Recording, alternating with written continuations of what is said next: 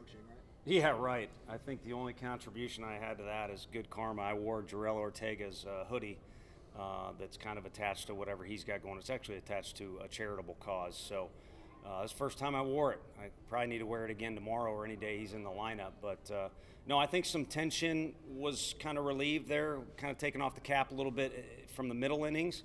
And then early in the game, it was just kind of awkward with how everything went down. Obviously, I don't know that it was the right thing to say, but told Coach Thompson, I hope his two guys are fine. I mean, boy, do you want to beat the Friday starter on the other team, but you don't want it to kind of go down like that. And then it kind of slipped into a deal where we just had a lull for whatever reason. I mean, a couple guys squared some balls up, but the cap needed to come off, and it came off kind of in extreme fashion there. How impressive was that at bat from Jarrell to take the first pitch after that long delay? Yeah, I don't really know how to quantify it other than John kind of brought it up on the radio, and Jarrell, if you know him, is kind of what you want a baseball player to be. The actual action in a game is what, like 18 or 20 minutes? Someone's done the math before. There's a lot of downtime, and he's got the ability to kind of switch back and forth of being real relaxed and kind of having fun and bouncing around to the point where it drives you crazy. I mean, Frank's always talking about him talking to umpires and stuff like that in between pitches. But then when the pitch is in play, he's locked in. And I think part of it is his passion for baseball allows him to lock in. But also he's a fun-loving kid, so it allows him to relax. And that was the most extreme version of having to hang out, and then it's time to play ball. And he executed, again, in pretty extreme fashion there. Evan talked about kind of the shift in momentum whenever the crowd gets into it there. Any little blip. What's it like in the dugout, just the feeling that comes over you guys whenever you can feel the crowd get into it and just kind of that change? No, it's loud. It's loud in the dugout as far as audio goes. And then inside, your feeling or your vibe, if you want to call it that, you feel like there's a tidal wave or an avalanche, and you're on the good side of it. Again, that just because they're excited, it doesn't guarantee we're going to have success. But if you look at the track record, they've helped us. They just flat out have. And, the one caveat is they're all here. They're having a good time. You see guys act. We have very active fans, which I'm appreciative. But you also got to do something. And they get excited when Drew hammers a ball like he did to center field, but it doesn't fall for him.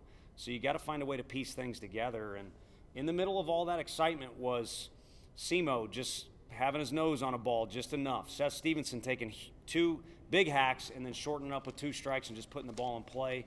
I believe there was a big walk either right before that or after that as well. So the dominoes fell after, there were some grinder moments in the trenches, if you want to say it that way.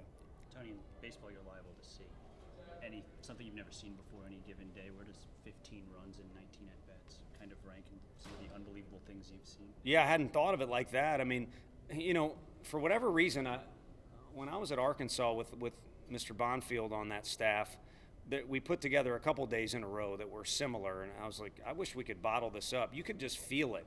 And again, another place when you're on the road, or at that time it was at home, the crowd gets behind you and it kind of seems to be an avalanche. So I'm all for guys building confidence from today, but yeah, you pointed it out. That's a pretty unique deal that went on, and the odds of replicating it aren't great. But again, if you take confidence from tonight and have some more of those scratch and claw at bats, then you're likely to have success.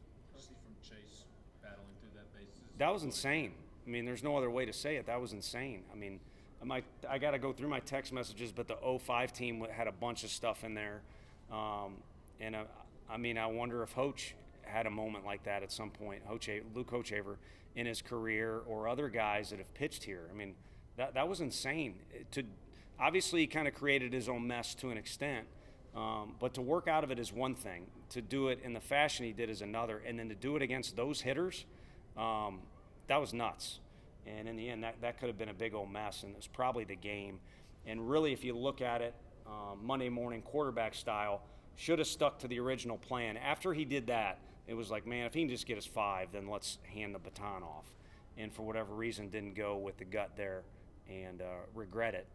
But he still walked off the mound with confidence and something to build off of, because the fact that he did that, it's a moment of growing up, and that should stick with him the rest of the year. A couple more. What do you expect to sort of see as a coach? When does that switch kind of flip of Man, that was a fun one tonight, but that's a pretty good team on the other side, and they just wore one, and they're not going to be happy tomorrow.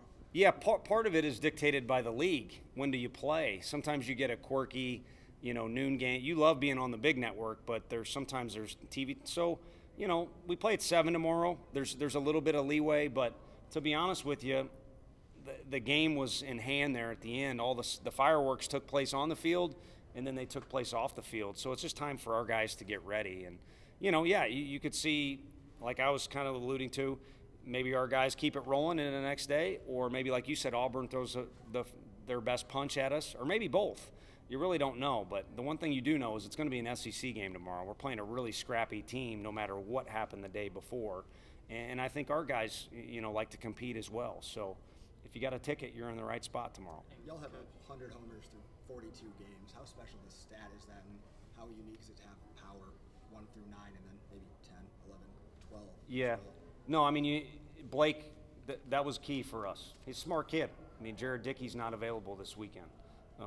So it's not that easy to just get up there and do what he did. But you got to be smelling, that there's something available there. And we need him down the stretch. And if he's going to swing like he did in those 2 at-bats, we'll take it. So he is one of several guys that can come off the bench for us and do it. But as you alluded to, our 9, you could flip it. And Cordy grinds his way on base, but also has some strength to it. And then everybody else could fit in the middle. So I think we're blessed to have the options that we do. And I guess we'll let the guys, the pro ball guys, Mr. Kivett and Coach Elander were talented enough to play pro ball where you count up stats. I was a scrub just looking to win games. So at the end of the year, we'll tally them up and maybe hand out some ribbons.